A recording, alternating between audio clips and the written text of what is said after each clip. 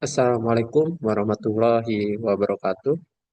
Kembali lagi bersama saya, Muhammad Afif Rito Amasel, dengan NIM 25020110803. Di sini saya akan membahas terkait dengan rangkuman pasar dan lembaga keuangan. Ini saya akan mengambil uh, topik dari sesi 2 dan sesi 3. Sesi 2 yaitu terkait pasar uang dan sesi 3 terkait pasar valuta asing. Mari kita mulai materi kita. Nah, jadi apa itu pasar uang? Pasar uang adalah tempat bertemunya pihak yang membutuhkan dana dan pihak yang memiliki dana dalam jangka pendek.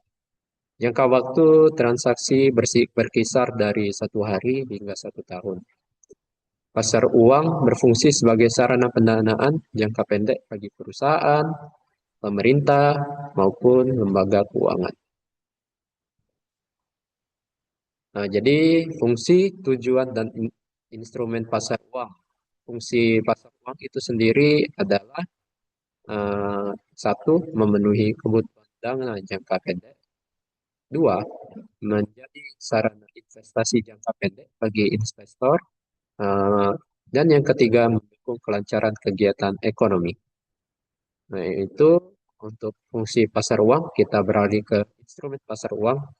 Nah, instrumen pasar uang di Indonesia itu dan di luar negeri juga itu ada ini adalah sebagai berikut, yaitu pertama, sertifikat Bank Indonesia (SBI), surat berharga pasar uang (SBPU), sertifikat deposito, commercial paper, call money, repurchase agreement atau repo. Apa itu pasar valuta asing? Nah, jadi untuk pasar valuta asing atau forex adalah tempat terjadinya jual beli mata uang antar negara. Pasar ini mempermudah transaksi perdagangan internasional.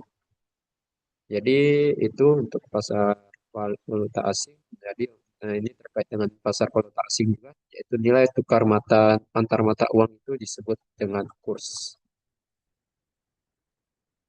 Ini untuk pelaku dan mata uang yang diperdagangkan. Untuk pelaku pasar valuta asing itu ada beberapa, yaitu perusahaan, individu, bank umum, bank sentral, pemerintah, broker, dan spekulan dan arbitraser.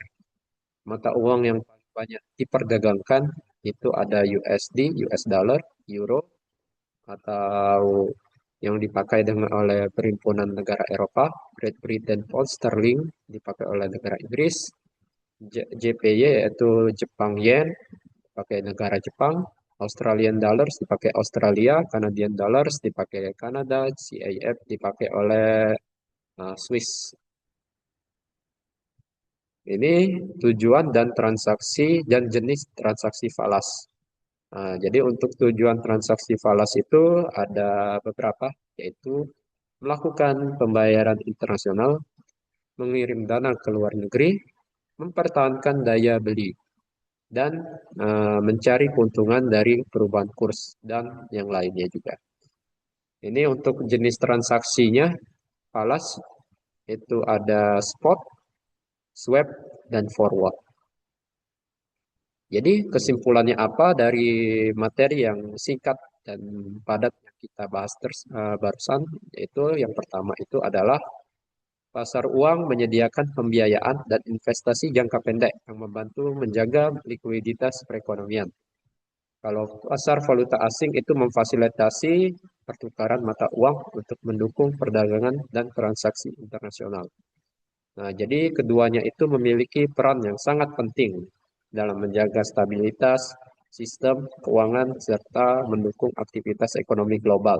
Jadi global itu bisa juga terkait dengan dalam negeri, yaitu negara kita sendiri, dan juga eh, di luar negeri yang akan berkaitan erat dengan ekonomi global. Mungkin sekian dari saya. Ini ada kata terkenal dari Warren Buffett, risk comes from not knowing what you're doing. Jadi untuk resiko itu datang dari karena kau tidak tahu apa yang kau lakukan, apa yang kau lakukan. Jadi ketahuilah, pelajari agar risiko itu menjadi serendah dan serendah mungkin bahkan tidak ada. Nah, ini sangat penting dalam ilmu berinvestasi, pasar uang, valuta asing tersebut. Mungkin sekian dari saya. Terima kasih. Wassalamualaikum warahmatullahi wabarakatuh.